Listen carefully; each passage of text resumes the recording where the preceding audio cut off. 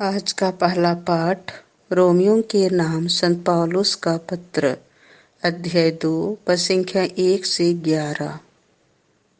वह प्रत्येक को उसके कर्मों का फल देगा, पहले यहूदी और यूनानी को।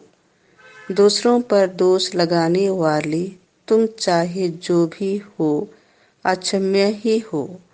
तुम दूसरों पर दोष लगाने के कारण अपने को दोषी ठहराते हो, क्योंकि तुम जो दूसरों पर दोष लगाते हो वे ही कुकर्म किया करते हो। हम जानते हैं कि ईश्वर ऐसे कुकर्म करने वालों को न्यायानुसार दंडाज्ञा देता है। तुम ऐसे कुकर्म करने वालों पर दोष लगाते हो और स्वयं वे ही कुकर्म करते हो, तो क्या तुम समझते हो कि ईश्वर की दंडाज्ञा से बच जाओगे? अथवा क्या तुम ईश्वर की असीम दयालुता, सहनशीलता और धैर्य का तिरस्कार करते और यह नहीं समझते कि ईश्वर की दयालुता तुम्हें पश्चाताप की ओर ले जाना चाहती है? तुम अपने हठ और अपने हृदय के अपश्चाताप के कारण कोप के दिवस के लिए अपने विरुद्ध कोप का संचय कर रहे हो, जब ईश्वर का न्याय संगत निर्णय प्रकट हो जाएगा और वह प्रत्येक मनुष्य को उसके कर्मों का फल देगा।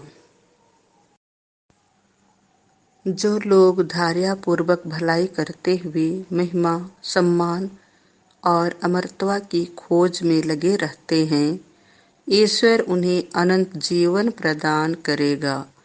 और जो लोग स्वार्थी हैं और सत्य से विद्रोह करते हुए अधर्म पर चलते हैं, वे ईश्वर के क्रोध और प्रकोप के पात्र होंगे। बुराई करने वाले प्रत्येक मनुष्य को, पहले यहूदी और फिर यूनानी को, कष्ट और संकट सहना पड़ेगा, और भलाई करने वाले प्रत्येक मनुष्य को, पहले यहूदी और फिर यूनानी को, महिमा, सम्मान और शांति मिलेगी, क्योंकि ईश्वर किसी के साथ पक्षपात नहीं करता। यह प्रभु की वाणी है। संत लूकास के अनुसार पवित्र सुसमाचार, अध्याय 11, पद संख्या 42 से 46। ऐ फरीसियों, धिक्कार तुम लोगों को! ऐ शास्त्रियों, धिक्कार तुम लोगों को! प्रभु ने कहा, ऐ फरीसियों, धिक्कार तुम लोगों को, क्योंकि तुम पुदीने, रसने और हर प्रकार के साग का दशमान तो देते हो, लेकिन न्याय और ईश्वर के प्रति प्रेम की उपेक्षा करते हो। इन्हें करते रहना और उनकी भी उपेक्षा नहीं करना तुम्हारे लिए उचित था। ऐ फरीसियों, धिक्कार तुम लोगों को, क्योंकि तुम सभागृहों में प्रथम आसन और बाजारों में प्रणाम चाहते हो। धिक्कार तुम लोगों को, क्योंकि तुम उन कब्रों के समान हो जो दिख नहीं पड़ती और जिन पर लोग अनजाने ही चलते फिरते हैं।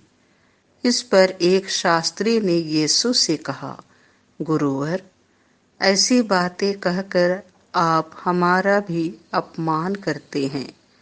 यीशु ने उत्तर दिया, ऐ शास्त्रियों, धिक्कार तुम लोगों को भी, क्योंकि तुम मनुष्यों पर बहुत से भारी बोझ लादते हो और स्वयं उन्हें उठाने के लिए अपनी एक उंगली भी नहीं लगाते। यह प्रभु का सुसमाचार है।